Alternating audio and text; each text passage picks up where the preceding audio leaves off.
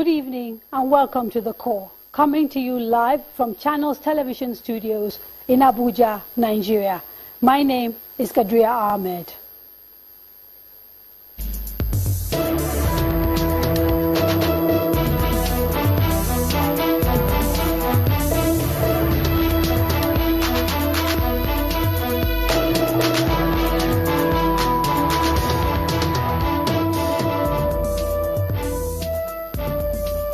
The oil and gas sector is a critical driver of Nigeria's economy.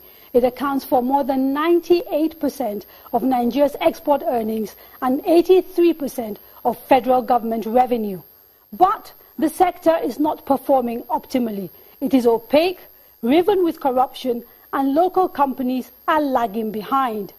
Experts and advocacy groups like the Nigerian National Resource Charter also say the sector is failing to attract the kind of investment it should. They believe these problems can be resolved if the sector is restructured. This, they say, will impact positively on the Nigerian economy. Almost 9 years after it was first crafted and presented to Nigeria's National Assembly, the new law to restructure the sector, known as the Petroleum Industry Bill, the PIB, has failed to become law. It has seen the back of 4 president and 5 legislative terms.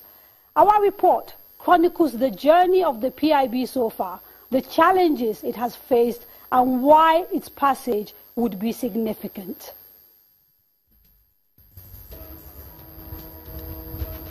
Of all the bills introduced in the National Assembly since the return to democracy in 1999, the Petroleum Industry Bill stands as one of the most controversial and fiercely debated bills in Parliament. The bill is seen as the single most critical regulatory framework for the Nigerian petroleum industry. It proposes to establish guidelines for the operation of the upstream and downstream petroleum sector.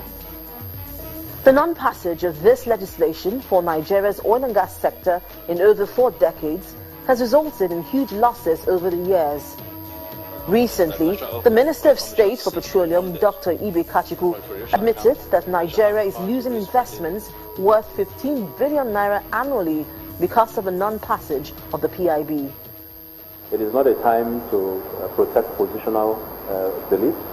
It is a time to find the provisions in the regulation that are going to be essential for the survival of this industry.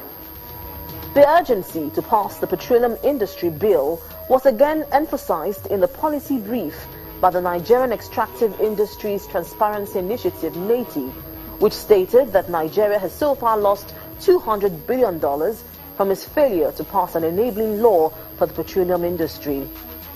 Former President Umaru Musa Yar'Adua first introduced the Petroleum Industry Bill to the National Assembly in 2008 as an executive bill. However, the 6th National Assembly failed to pass the bill. In 2012, former President Goodluck Jonathan reintroduced the Petroleum Industry Bill in the 7th Assembly.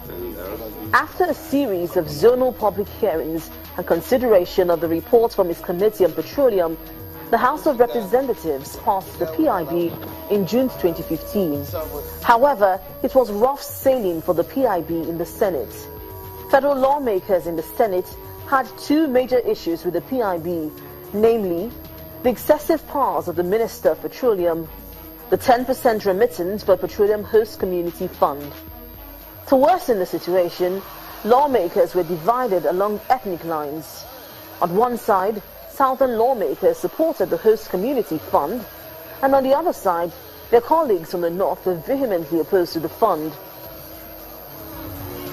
Consequently, the 7th Senate failed to pass the PIB, even though it was passed by the House of Representatives at the tail end of the 7th Assembly. That sealed the fate of the critical legislation in the 7th Assembly. The bill was again reintroduced in the 8th Assembly. The leadership of the Senate and the House of Representatives promised that the Petroleum Industry Bill is a priority of the 8th Assembly and would be passed before the expiration of the Assembly. The history of the petroleum industry reform effort necessitated a rethink by the 8th Senate, and on our coming in as the 8th Senate, one of our legislative agenda has been the Petroleum Industry Bill. In the Senate, the Petroleum Industry Bill has been divided into 4 parts, which lawmakers say would make for an easier passage and would allow them better handle the contentious issues which sprang up in the 7th Assembly. The first part of the bill to be handled by the Senate is the Petroleum Industry Governance Bill, sponsored by the Chairman, Senate Committee on Petroleum Upstream, Senator Donald Alashadua.